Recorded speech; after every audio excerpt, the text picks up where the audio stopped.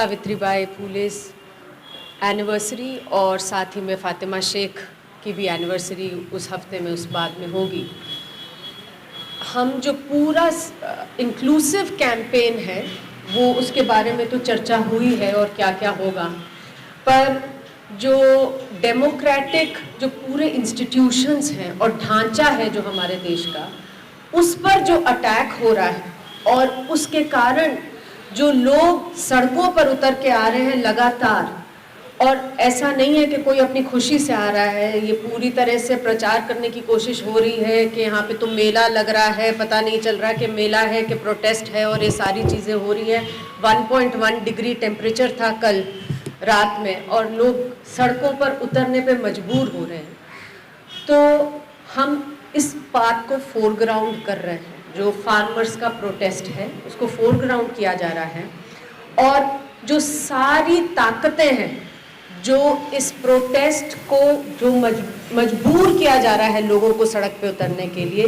उन सब ताकतों के खिलाफ उस रेजिस्टेंस में हम खड़े हो रहे हैं। अगर हम देखें तो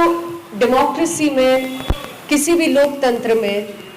कोई सिस्टम्स, कोई इंस्टीट्यूशंस होते हैं। हमारे संविधान ने हमें बहुत सारे अधिकार दिए, the right to choose, the right to life, the right to love and live, बहुत सारे अधिकार दिए हैं। पर अगर संविधान में जो ढांचे हैं, जो लोकतांत्रिक ढांचे हैं, जो इंस्टीट्यूशंस हैं, वो काम नहीं करते हैं, तो फिर जब हमारे अधिकारों का हनन होता है तो हमारे पास कोई जगह नहीं रह जाती कि हम जाएं और अपनी आवाज़ को कहीं पर जाकर इंसाफ मांगें। हर एक इंस्टीट्यूशन के ऊपर आज प्रहार है। ये जो कानून लगातार थोपे जा रहे हैं लोगों के ऊपर, चाहे वो CAA का कानून हो, चाहे ये 3 फार्म लॉज हो, चाहे जो पूरा का पूरा लेबर कोड है जो अब लाए गए हैं, लेबर विरोधी कानून वो हो, तमाम कानून आप देख लीजिए किस तरीके से पार्लियामेंट का पूरी तरह से मजाक बनाकर रख दिया गया। लोकसभा में मेजॉरिटी है, लेकिन ये मेजॉरिटेरियनिज्म हमने नहीं एक्सेप्ट किया था 1950 में, हमने डेमोक्रेसी अपने को आपको दी थी। और राज्यसभा में तो अभी पूरे नंबर्स भी नहीं, लेकिन जिस तरीके से रैम थ्रू किए जा रहे हैं कानून, और लोगों को कहा जा रहा है कि हमारे पास तो 303 सीटें हैं तो हम जो चाहेंगे करेंगे, ये तानाशाही जो है, ये है जिसका विरोध आज हम सड़कों पर देख रहे हैं। और उसी विरोध के साथ हम लोग खड़े हो रहे हैं 3 तारीख को। पार्लियामेंट के अंदर चर्चा होनी चाहिए, वो एक लोकतंत्र का बेसिक एक मूल्य है, और ये कानून जिस तरीके से लाए गए, उन्हें रिपील करने की जो मांग है, उसमें भी अगर सरकार थोड़ी सी भी इसमें सिंसियर है, जो वो कह रहे हैं कि हम आपकी बात मानेंगे, हम डिस्कशन करने के लिए तैयार हैं, तो वो डिस्कशन भी पार्लियामेंट में होने की ज़रूरत है। तो एक जो बड़ी मांग हमारी ओर से उठी है और जो हम रखेंगे, जिसके लिए पूरे देश से पोस्ट कार्ड्स भी भेजे जाएंगे प्रेसिडेंट को, वो ये है कि आप तुरंत पार्लियामेंट का सत्र बुलाइए और उसे ढंग से चलाइए, जो लोकतांत्रिक तरीका है उससे चलाइए। ये नहीं कि जब एमपीज, जब ऑपोजिशन के एमपीज, कहीं उनके खुद के एमपीज भी आवाज़ उठाते हैं कि ये गलत है कानून, तो आप उनके बात नहीं सुनते, डिवीज़न मांगी जाती है, आप ऑपोजिशन के एमपीज को उठवा के बाहर फिकवा देते हैं। ये तरीका नहीं है पार्लियामेंट चलाने का, और हम चाहते हैं कि पार्लियामेंट सत्र चले और सही से चले, इन कानूनों को रिपील किया जाए और सारी जो मांगे हैं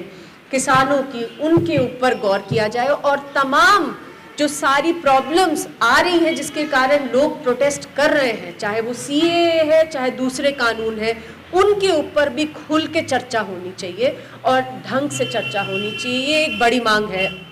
इस पूरे कैंपेन की,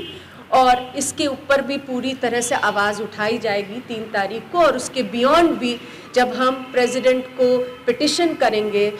थ्रू आउट कि आप एक पार्लियामेंट सत्र को चलाएं।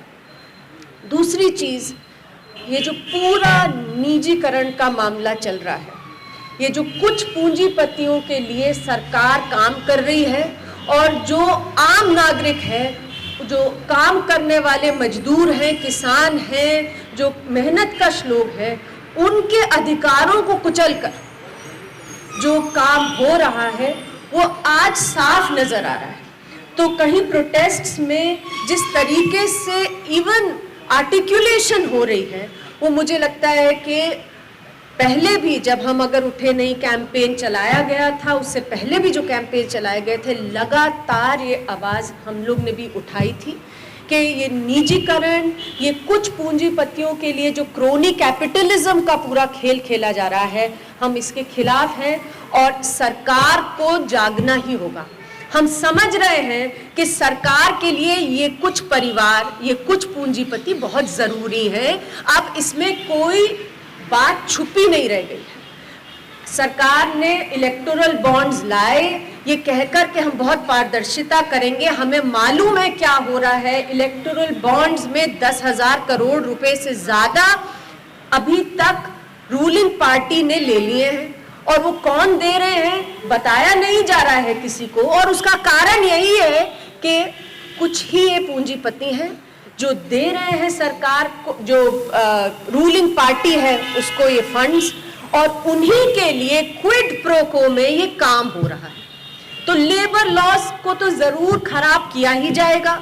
किसानों के जितने कानून हैं उनको बेकार बनाया ही जाएगा, सारा निजीकरण किया ही जाएगा और करा भी इस तरीके से जाएगा कि लोगों के अधिकार कुचले जाएं, मेहनतकश लोगों के अधिकार कुचले जाएं और ये पूंजीपतियों को फायदा पहुंच सके, क्योंकि ये पूरा क्विड प्रो को चल रहा है।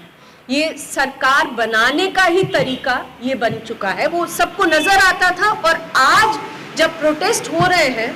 तो वो आर्टिकुलेशन भी सामने नजर आ रही है और हम उस बात को आगे भी बढ़ाएंगे और उठाएंगे भी इस कैंपेन में कि हमें नजर आ रहा है और हम ये नहीं होने देंगे।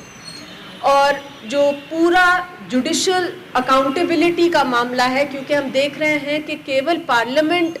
और दूसरे इंस्टीट्यूशंस नहीं, हमारी जो जुडिशरी है उस पर भी किस तरीके से प्रहार हो रहा है, दबाव बनाया जा रहा है। सीए जैसा कानून जिसके खिलाफ तुरंत वहाँ पर इतनी बड़ी संख्या में केसेस डले थे, आज तक सुनवाई का समय नहीं मिलता उसकी कॉन्स्टिट्यूशनैलिटी पे हमारे सुप्रीम कोर्ट को समय नहीं मिल रहा है कि इलेक्टोरल बॉन्ड्स के ऊपर वो सुनवाई कर लें और कुछ निपटारा करे कि डेमोक्रेसी इस देश में बिल्कुल मजाक बन के ना रह जाए। लेकिन अगर कुछ जर्नलिस्ट्स को के ऊपर कुछ समस्या आती है, अर्नब गोस्वामी पे आती है या किसी पर भी आती है, तो तुरंत छुट्टियों में भी सुप्रीम कोर्ट बैठ जा रहे हैं। तो ये सारे मुद्दे भी जो हैं ये बहुत ज़रूरी हैं और इनको भी उठाया जाएगा इस कैंपेन के तहत, क्योंकि जब तक लोकतंत्र में हमारे जो इंस्टीट्यूशंस हैं वो काम नहीं करेंगे, तब तक जो अधिकार हैं हमारे लोकतंत्र में, हमारे जो संवैधानिक अधिकार हैं वो काम नहीं करेंगे। सरकार हमारे लिए,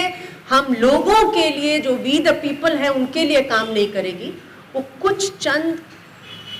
पूंजीपतियों के लिए ही काम करती हमें नजर आती रहेगी। तो इसी पूरी बैकग्राउंड के साथ में मैं अपनी बात खत्म करती हूँ और I will hand it back to Shabnam. अगर कुछ सवाल जवाब है तो चाय पीछे इंतजार करिए। एक बात और हम इस आज के दिन उठाना चाहती हूँ कि हमारे देश में प्रधानमंत्री भी पार्लियामेंट के चुनाव के माध्यम से फिर प्रधानमंत्री बन गया है। पूरी देश की पूरी किसान, पूरी जनता, हर एक सेक्शन किसानों के समर्थन में आज जो कैंपेन कर रही है, स्ट्रगल कर रही है। ये प्रधानमंत्री एक बार भी क्यों किसानों की प्रतिनिधियों के साथ बातचीत नहीं कर रही है? एक मंत्री को बोल रहे, जो एग्रीकल्चरल मिनिस्टर को बोल रहे, फिर दूसरी मंत्री को बोल रहे, प्रधानमंत्री क्यों तैयार नहीं हो रही है किसानों की प्रतिनिधियों के साथ बातचीत करने के लिए? एक डेमोक्रेटिक देश है, प्रधानमंत्री जो लोगों का जो क्या प्रॉब्लम है वो सुनना चाहिए, उनका डेमोक्रेटिक ड्यूटी भी है, कॉन्स्टिट्यूशनल ड्यूटी है, उसको मानने के लिए प्रधानमंत्री नरेंद्र मोदी क्यों तैयार नहीं है, ये प्रश्न भी हम उठा रही है।